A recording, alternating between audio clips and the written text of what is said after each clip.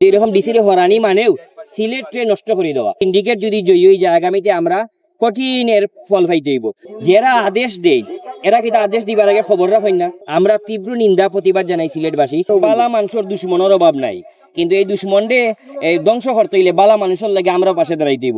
প্রচন্ড বৃষ্টিরে মানে উপেক্ষা করিয়া যে আজকে সাংবাদিক মহল এবং সচেতন মহল এখান হয়েছেন, এর মানেও বুঝে যে একজন বালা মানুষরে প্রত্যাহার করা বা বদলি করার এটা একটা সিন্ডিকেটে খুশি করার লাগে। সিন্ডিকেটটা যদি জয়ী হয় শুধুমাত্র সাধারণ মানুষ না, সাংবাদিক, শিক্ষক, প্রত্যেকটা মহলের মানুষ একসময় আমরা বঞ্চিত হইব।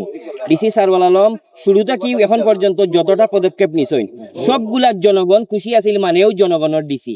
এই জনগণের ডিসিরে সিলেট প্রেমী ডিসিরে বদলি করানোর মাধ্যমে সিন্ডিকেট যদি জয়ী হয়ে যায় আগামীতে আমরা কঠিনের ফল পাইতে হইব।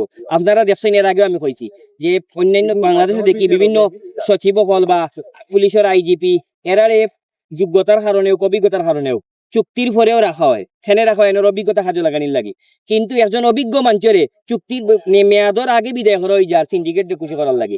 আমরা তীব্র নিন্দা প্রতিবাদ জানাই সিলেটবাসী সব বাংলাদেশের থাকি ব্যতিক্রম সব অন্যান্য মানুষের থাকি, কারণ আমরা সততায় বিশ্বাসী। বেশিরভাগ মানুষও আমরা সততায় বিশ্বাসী থাকি। আমরা এইরকম সৎ এবং সিলেট প্রেমী সিলেট বান্ধব ডিসিরে আবার ফিরাইয়া দেওয়ার লাগি এই বদিয়া অর্ডারটা প্রত্যাহার করার লাগে অনুরোধ করলাম। অসংখ্য বালা কাজ তাই তো নইছেন সাদাবাতর কাণ্ড এটারে রোধ করার লাগে। পরবর্তীতে অনেক উদ্যোগ আছিল তান বিভিন্ন সিন্ডিকেটের কারণে হয়তো পারছেন না, এই হকার সমস্যা নানা সমস্যার কারণে তাই বিশাল প্ল্যান নিছেন। পাশাপাশি এর আগেও তাই আমরা এই সারওয়াল আলম ডিসির আমরা অভিযান হিসাবে ম্যাজিস্ট্রেট হিসাবে দেখতাম, আমরা ইত্যাদি সর্বপ্রথম দেখছিলাম যে তাই বিভিন্ন রেবের অফিসার এবার একজন ম্যাজিস্ট্রেট আসলাম। সুতরাং তাই ফয়লা থাকিও একজন আলোচিত মানুষ।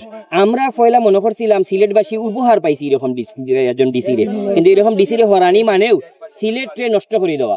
এই পবিত্র আধ্যাত্মিক পর্যটন নগরী সিলেটে আমরা নষ্ট হইতে দিতাম না। প্রত্যেকের ভূমিকা দরকার। দেখা স্বচ্ছতা বলতে স্বচ্ছতার লাগে খালি ডিসি নাই, আপনিও দায়ী, আমিও দায়ী।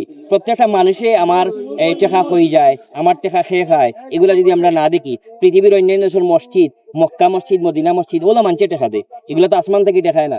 এই টেকার খাইয়া তারা হয়ে গেছে, আর আমরা 100 বছর আগর এই দালান বিল্ডিং দরগাত আছে, এগুলার উন্নতি হন না। সুতরাং স্বচ্ছতা হইলে আলটিমেটলি এই টেকা তো আর দেখায় নিত কিনা, এই টেকা সিলেট থাকবো। স্বচ্ছতা ডিসি গেলেও তাই হয়তো এমন একটা নিয়ম, একটা প্যাটার্ন তৈরি করতে চাইছিলা যে পরবর্তীতে আমরা আর ফল বুক করবো। আমরা আশা করবো যদিও ডিসি সাহেব যাইনি, সিলেটবাসী এই ডিসির গেছে কৃতজ্ঞতা বা জীবন।